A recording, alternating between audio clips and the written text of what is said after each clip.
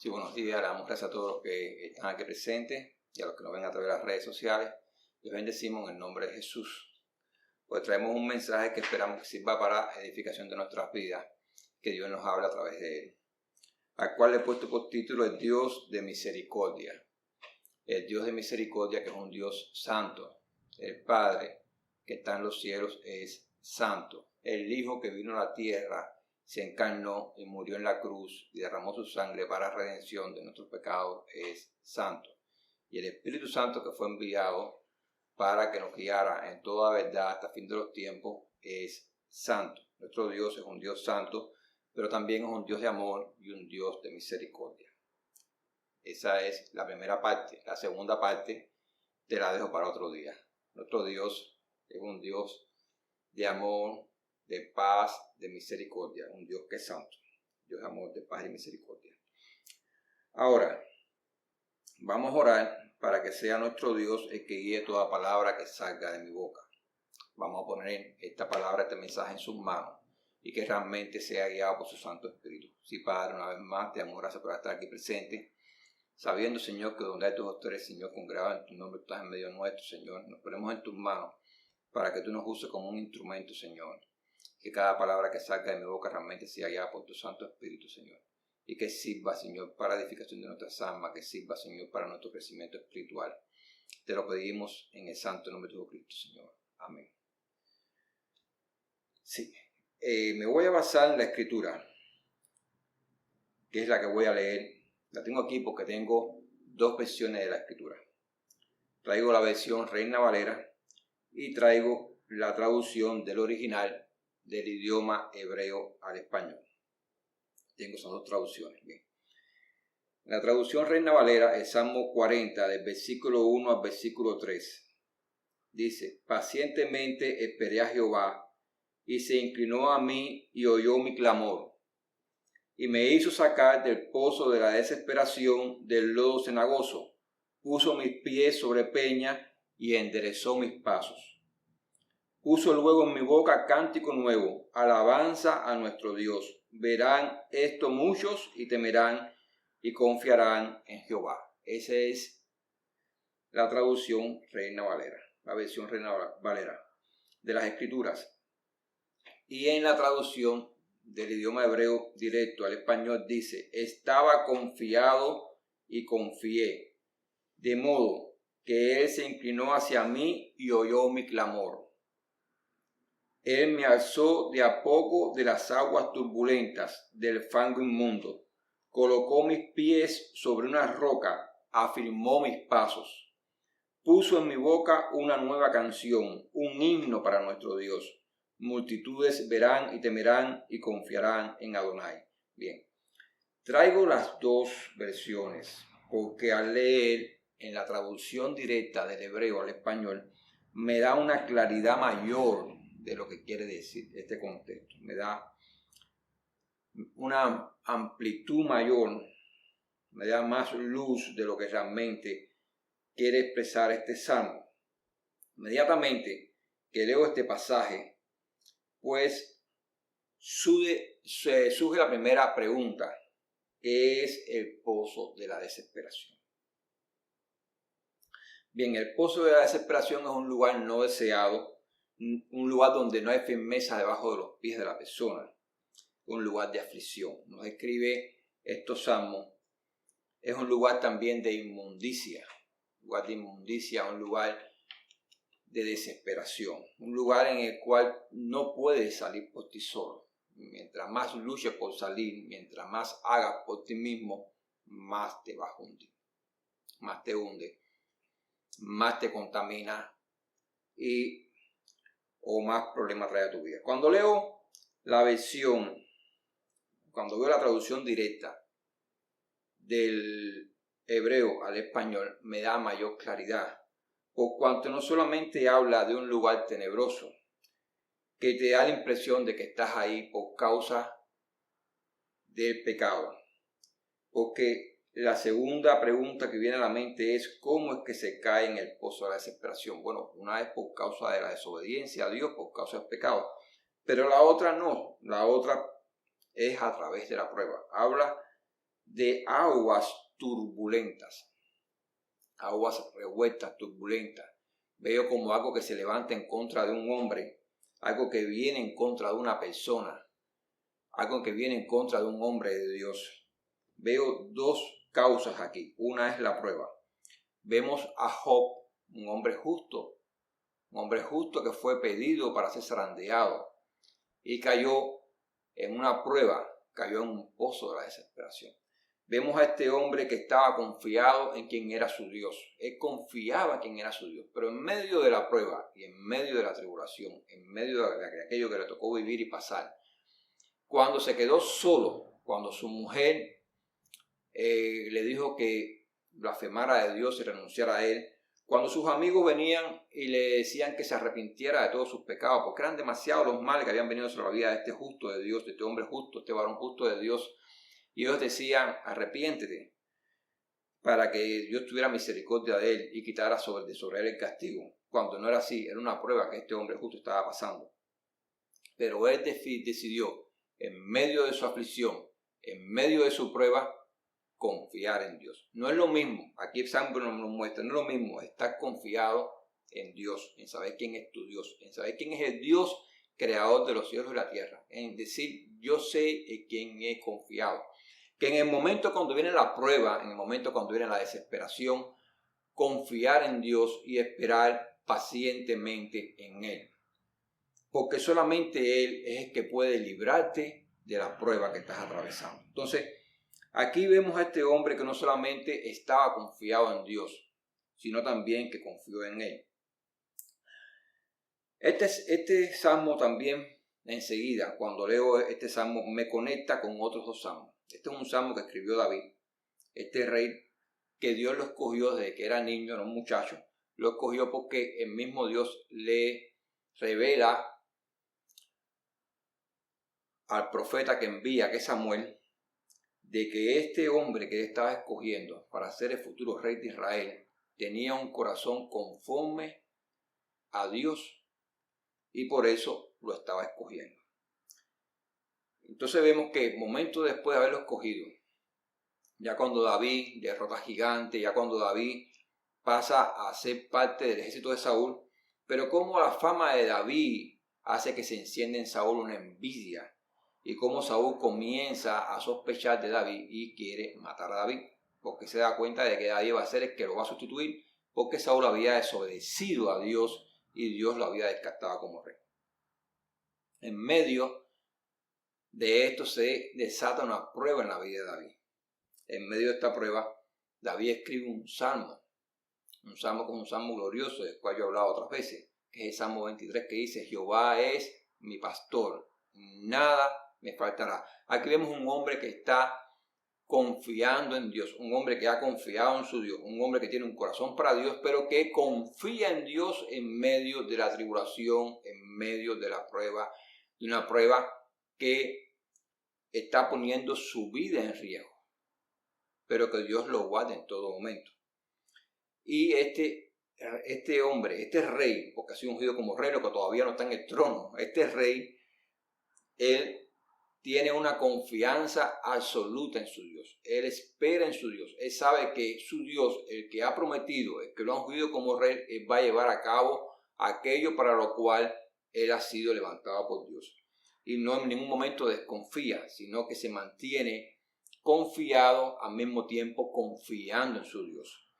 Pero este mismo hombre, tiempo después que este hombre ya es rey, ya después que le está viendo como rey, un día se descuida y cae en pecado. Entonces vemos que este hombre atraviesa el pozo de la desesperación a través de la prueba, pero también lo atraviesa a través del pecado, porque el pecado también lo lleva al pozo de la desesperación. Uno lo enfrenta hacia aguas turbulentas. Las aguas turbulentas me recuerdan mucho un mar embravecido como al que tuvo que enfrentarse Pedro cuando le dijo a Jesús, si tú eres mi Señor, si tú eres quien dice ser, manda que yo vaya a ti sobre las aguas. Y Jesucristo le mandó que caminara hacia él y él comenzó a caminar a Cristo sobre las aguas. Esas aguas turbulentas representan el mundo que se levanta en contra del hombre de Dios. Esas aguas turbulentas con esos vientos que hacen que todo sea esa tempestad tan fuerte, representa lo que se antepone a la vida del cristiano, lo que lucha en contra del hombre de Dios, la resistencia, aquello ante lo cual debemos permanecer firmes y debemos permanecer confiando en aquel al cual ya le hemos confiado nuestra vida. Por lo tanto, eso me recuerda a esto, pero también me recuerda esta parte del lodo cenagoso o de dice, del lodo de inmundicia. Esta inmundicia que cual contamina. Que el pecado contamina. El pecado es una inmundicia que contamina. Cuando Aarón y María hablaron en contra de Moisés, dice que Dios los mandó llamar afuera del tabernáculo, los mandó llamar fuera, y una vez fuera les dijo: ¿cómo ustedes osan hablar en contra de Moisés? Que es un varón, y la escritura describe que dice que era un varón muy noble, no había ser más noble que él. Y dice: con un profeta yo hablaré a través de visiones, a través de sueños, pero con Moisés yo hablo cara a cara. ¿Cómo ustedes osaron hablar en contra de mi siervo? Y dice que inmediatamente María quedó blanca, como cubierta, como una nieve de la lepra que la cubrió, por haber murmurado en contra del hombre que Dios había levantado para hacer una obra. Es decir, hay que tener mucho cuidado cuando se levanta a hablar contra un hombre que Dios escogió para guiar, para hacer una congregación, para hacer una determinada obra, porque sí, ciertamente Moisés no era perfecto, como ninguno de los que estamos aquí somos perfectos. Jesucristo dijo: es que esté libre de pecado, que lance la primera piedra. Entonces, nadie estamos libres de pecado, nadie estamos exentos, nadie somos perfectos. Somos hombres y mujeres que caminamos constantemente tratando de hacer la voluntad de Dios, buscando agradarle, buscando ser guiado por el Espíritu Santo, buscando ser guiado por las Escrituras, pero no somos perfectos y nadie tiene la revelación absoluta de la verdad, de la revelación absoluta de las Escrituras. El único que tiene la revelación absoluta de la verdad es Jesucristo. Por eso él dijo: yo soy la verdad. Nadie más se puede levantar diciendo de que tiene una revelación absoluta de la verdad, porque nadie es la verdad, solamente Jesús. Por lo tanto, nosotros no tenemos que caminar mirando a ningún hombre. Podemos imitar los buenos ejemplos de los hombres, pero no tenemos que tomar a un hombre como referencia, porque nadie es perfecto. A no ser que llegue a un punto de imitación tan perfecta de Jesús, a una renuncia tan grande de la vida, que sea capaz de decir, como dijo el apóstol Pablo: sean imitadores de mí como yo de Jesucristo. Fíjate lo que Pablo dice: sean imitadores, imítenme a mí como yo imito a Jesucristo. Él renunció completamente a todo. Él caminaba mirando a Cristo. Como dice la Escritura: puesto los ojos en Jesús, el autor y consumador de la fe. No puesto los ojos en ningún hombre, en Jesús. Cuando pones los ojos en un hombre, pues entonces ya tú has dejado de poner los ojos en Jesús y has comenzado a caminar detrás de un hombre. Ojo, aquí hay un gran peligro. No camines detrás de un hombre, camina detrás de Jesús. Cuando caminas detrás de un hombre, pues entonces vas a comenzar a caminar detrás de los errores de ese hombre. Y vas a comenzar a pensar como ese hombre, probablemente vas a comenzar a hablar como ese hombre, y cuando menos te des cuenta vas a estar imitando a un hombre en vez de estar imitando a Jesús. Estamos llamados a caminar detrás de Jesús, a pensar como pensó Jesús y a hablar como habló Jesús. Eso es lo que nosotros estamos llamados, no a seguir un hombre. Por lo tanto, en todo momento debemos de glorificar a Jesucristo en nuestra vida, con nuestros pensamientos, con nuestras palabras y con nuestras actitudes. Y de la única manera que podemos hacerlo es convirtiéndonos en discípulos de Jesús. Hay una diferencia muy grande entre ser un creyente en Jesucristo y hacer un discípulo de Jesús. Un discípulo de Jesús es aquel que siente pasión y quiere en todo momento seguir a su maestro. Pero el hecho de que seas discípulo no significa de que no seas echado en la cárcel, no significa de que no pases por tribulaciones y no significa que en un momento determinado no cometas pecado, no caigas. Vemos a este apóstol levantado por Jesús, Pedro, Este apóstol que era imponente, él era muy intenso y que tenía un ego muy grande. Cómo Jesús deja que su ego se quebrante, se rompa, cuando Él le dice de que en ningún momento lo va a entregar. Yo voy a morir al lado tuyo, yo sí no voy a renunciar a ti, yo no te voy a traicionar, yo no te voy a abandonar nunca. Y Jesucristo le dice, de hecho te digo, Pedro, que antes que el gallo cante 2 veces, tú me negarás 3.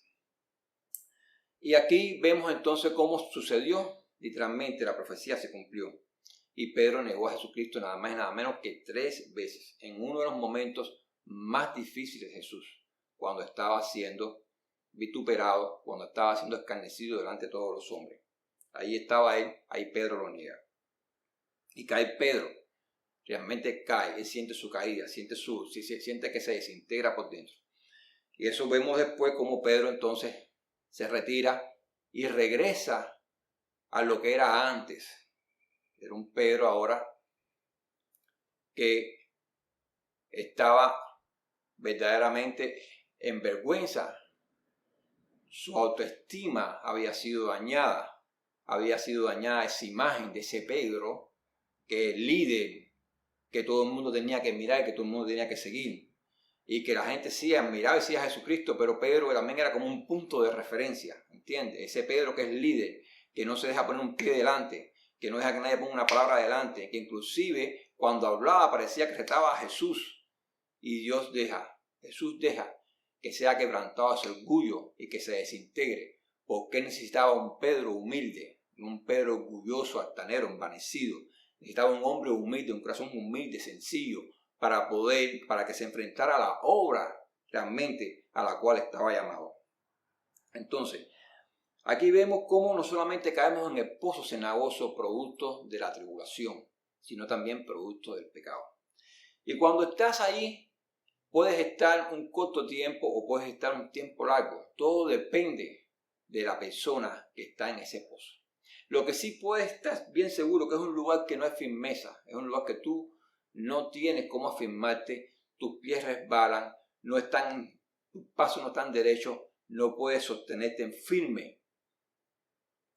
Pero dice David en el Salmo 51, porque este hombre cuando peca, se vemos el otro Salmo 51, hablaba que me lleva este Salmo a 2 salmos, uno es el 23, cuando está en medio de la prueba, el otro es 51, cuando él peca y él comete este gran pecado en contra de Urías Geteo, que era uno de sus fieles, y él planea todo para que lo maten y quedarse con su mujer, porque ella había adulterado y había fornicado con su mujer. Entonces, cuando él es encarado por el profeta de Dios, que lo reconoce, él se humilla delante de Dios y escribe este otro salmo, que es el Salmo 51, un salmo muy hermoso, que comienza diciendo: ten piedad de mí, oh Dios, conforme a tu misericordia, conforme a la multitud de tus piedades. Oh Dios, ten piedad de mí. Este hombre de Dios, él clama a Dios por misericordia. Él se humilla delante de Dios, pide perdón por lo que ha hecho, se reconoce pecador, se humilla, clama a Dios pidiendo perdón y alcanza el perdón de Dios. Entonces, del pozo cenagoso se sale clamando a Dios, pidiendo ayuda en medio de la tribulación, en medio de la tormenta, como Pedro le pidió ayuda a Jesús cuando comenzó a mirar los fuertes vientos y el embravecido mar y comenzó a hundirse en medio de aquellas aguas turbulentas, tempestuosas. Él extiende la mano: Señor, sálvame, que me hundo. Es decir, reconoció que por sus propias fuerzas no podía salvarse de en medio de aquellas aguas que se estaban hundiendo, una vez que se dejó impresionar por esas aguas, que se dejó impresionar por esa tempestad y se empieza a hundir. Entonces Jesús lo salva. Jesús es el único que tiene todo el poder y toda la potestad para poderte salvar, para poderte librar en medio de la tribulación y en medio de la prueba que puedas estar pasando. Él es el único. Por lo tanto, tienes que confiar en Él. Tienes que clamar a Él para que Él te libre.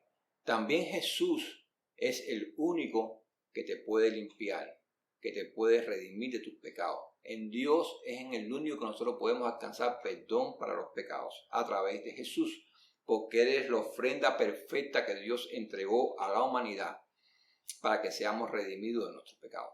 Ya estamos lavados completos, pero Él dijo que es necesario que sean lavados nuestros pies. Siempre en el caminar por este mundo, siempre en nuestra vivencia en este mundo, nuestra carne inclinada al pecado, siempre, un día u otro, vamos a tropezar y vamos a ser contaminados. Siempre, de alguna manera, vamos a ser. Nuestra carne se inclina al pecado, nuestro espíritu se inclina, el espíritu de las personas que han recibido a Jesucristo como Señor y Salvador. Vamos a especificar, no del hombre, sino de aquellos que han nacido de nuevo, de aquellos que quieren hacer la voluntad de Dios. El espíritu se inclina a hacer la voluntad de Dios, pero la carne es débil. Por eso Jesucristo dijo que velad y orad, porque el espíritu está presto, pero la carne es débil. La carne siempre se va a inclinar hacia las cosas pecaminosas, hacia aquello que al hombre le agrada, hacia aquello que el mundo te tienta para que tú vayas y corras detrás de todas esas cosas que están en el mundo, de toda esa gloria que te seduce y de la cual también la carne humana quiere ser partícipe. Hay que ser sincero.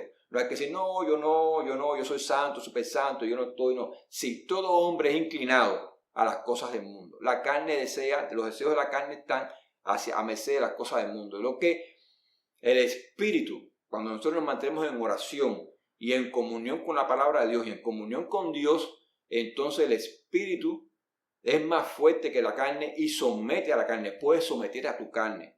Puedes ganar la batalla en tu mente. Porque en tu mente es donde se libran las batallas. Hay muchas personas que están en un pozo cenagoso porque su mente está cautiva del pecado. Y eso te lleva a un pozo cenagoso.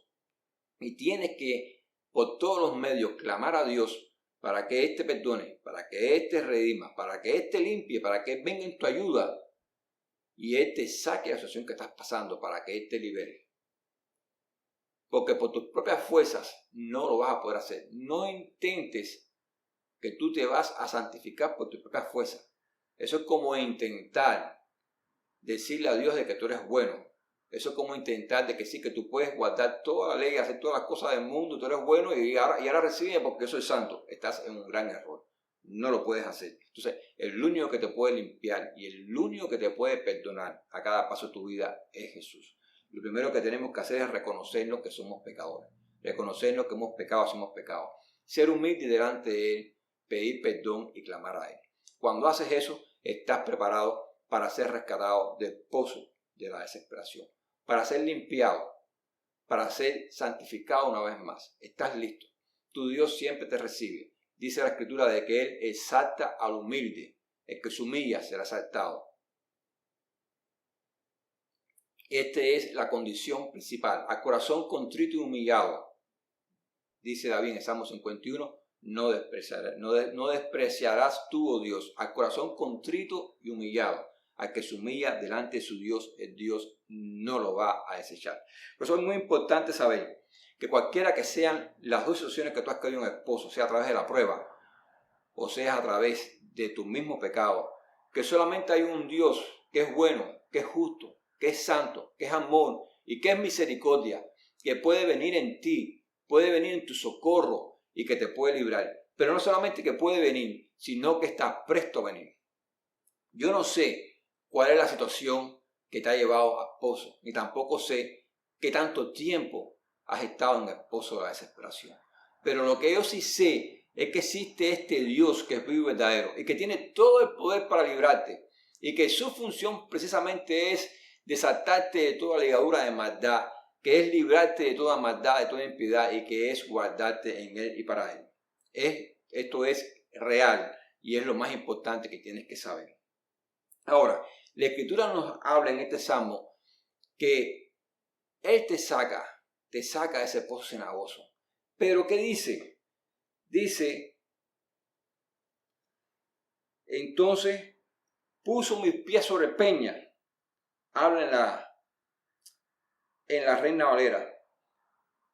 Y en la versión original dice, puso mis pies sobre una roca. Me gusta más esta traducción. Porque verdaderamente Jesús es la roca. Él mismo lo dice, que es la roca donde debemos estar nosotros. Puso sus pies Y dice que afirmó sus pasos. Lo que no estaba firme, lo que no podía tener sus pasos derechos, ahora cuando Cristo te saca de ese pozo y te pone sobre una roca, dice que te afirma, está ahí. No solamente te limpia, te socorre, te lava, te santifica, sino también que te afirma y te afirma en Él y delante de Él. Es decir, que te establece en su reino. Es muy importante tener la visión del reino. Yo no digo que el reino esté atacado, que esté sufriendo muchas cosas del reino. Hay mucha apostasía que ha entrado en la iglesia. Pero si existe un rey, existe un reino.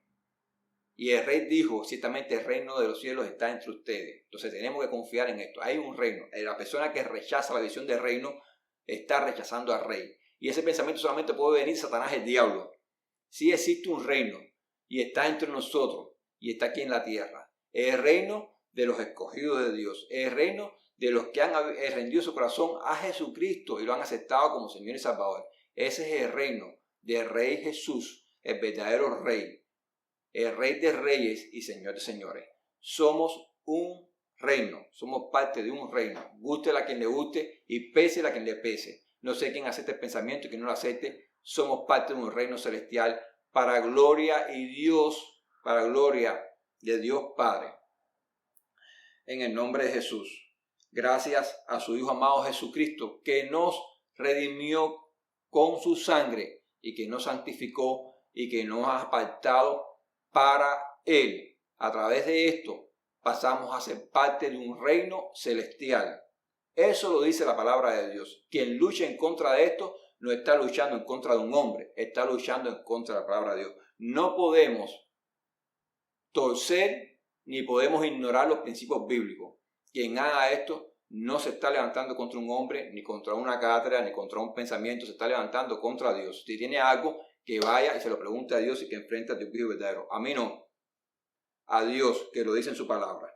Puede argumentar cualquier cosa y puede decir que es su manera de pensar, pero eso, él mismo lo dice, es su manera de pensar, es su opinión como hombre. Ante todo sea Dios veraz y todo hombre mentiroso. Por lo tanto, sea la palabra de Dios la que se establezca en nuestras vidas como un patrón y como una guía verdadera, por encima y por delante de todo pensamiento de hombre. No podemos tomar los pensamientos ni las palabras de un hombre como la guía, ni como el fundamento de la fe de un discípulo de Cristo.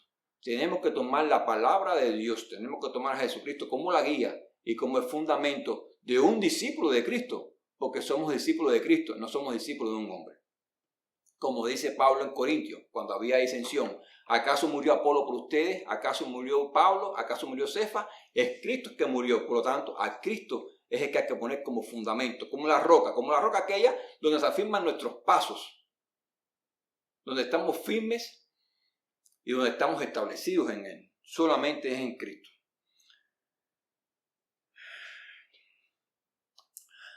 Por lo tanto, desde aquí, esta es nuestra exhortación.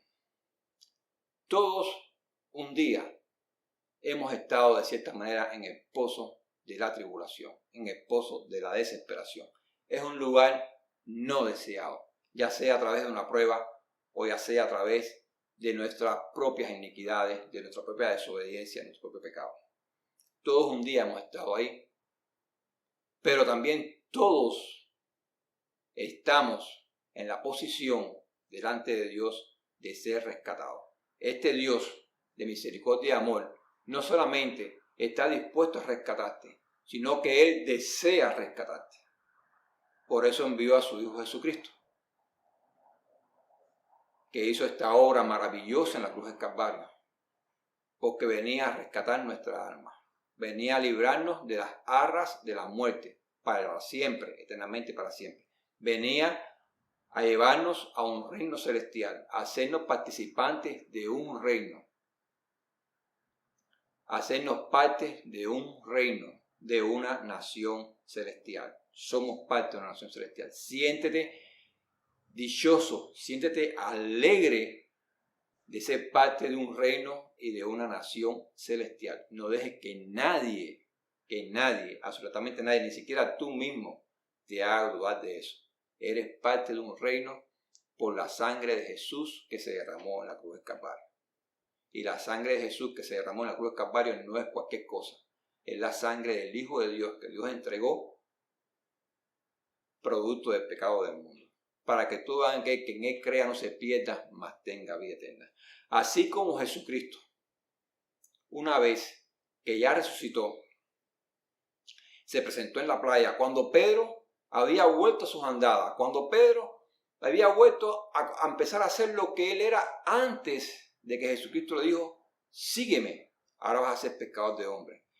Pero Pedro, como había defraudado a Jesucristo y se sentía desmoralizado, entonces ahora él trataba como que de volver a ganar esa simpatía que él tenía antes, de cierta manera, antes de cometer este acto. Y había regresado a hacer lo que era antes. Él ya como que él mismo había tirado la toalla. Pero es aquí Jesús en la playa. Y cuando ellos llegan, que se unen a él, Jesús tenía preparado una cena. Él había cocinado para ellos y se sienta. Y en medio de esa cena, él afirma a Pedro. En medio de esa cena, él restaura a Pedro en el ministerio donde Pedro estaba, que dicho de paso, nadie lo había quitado del ministerio. Pedro mismo se había renunciado. Él no se sentía digno de seguir siendo aquel Pedro que Jesús había llamado y que le había dicho, sígueme, ahora vas a ser pescador de hombres. Pero Jesús lo está reafirmando. Jesús le está extendiendo el perdón, extendiendo la misericordia y lo está restableciendo allí y lo está confirmando allí para lo cual él ha sido llamado. Este Jesús maravilloso, este Jesús glorioso, que es el Hijo de Dios y que es nuestro Señor y Salvador, que ha venido para esto, para guiarnos, sabiendo que no somos perfectos, que le podemos fallar, que podemos fallar mucho, que podemos estar caminando a veces no por hacer cosas malas, sino a veces caminamos de manera errónea porque somos humanos y pensamos que lo estamos haciendo bien, pero que Él nos puede sacar del error y llevarnos a toda verdad. Este Jesús es Jesús que te sana, este Jesús es Jesús que te salva, este Jesús es Jesús que te establece, que te renueva, que te limpia y que te realmente incorpora de nuevo a tu misión. Él no permite, siempre y cuando dependa de Él, de que tú abandones el camino para el cual Él te ha llamado. Y dicho de paso, la única persona en el mundo que puede hacer que tú desistas del llamado el cual un día recibiste de Jesucristo, eres tú mismo. Yo no sé cuál ha sido el tropiezo que ha venido a tu vida, yo no sé si te has apartado, por qué te has apartado, pero te quiero exhortar que ponga los ojos en Jesús. Deja que Jesús venga a tu vida. Deja a Jesús nuevamente venga a tu vida. Él está ahí. Él está esperando que tú mires a Él. Él siempre es el Dios de segunda oportunidad, de nuevas oportunidades. Dice la palabra de Dios que sus misericordias son nuevas cada día. Y Él está esperando simplemente que le dé una oportunidad para volverte a limpiar, para volverte a restablecer, para rescatarte y para firmar tus pies y para establecerte nuevamente en el reino celestial. Que Dios te bendiga, que bendiga tu vida. Deseamos desde aquí realmente que Dios bendiga y active el propósito en tu vida. Que Él guíe tus pasos, que guíe tu mente, que te dé luz, que te dé discernimiento. Que seas bendecido tú y tu casa, como dicen los judíos. Eso es muchas cosas en una sola palabra. Es mejor decir como dicen ellos, shalom, shalom. Y que sea bendecida tu vida en el santo nombre de Jesucristo, nuestro Señor y Salvador. Amén.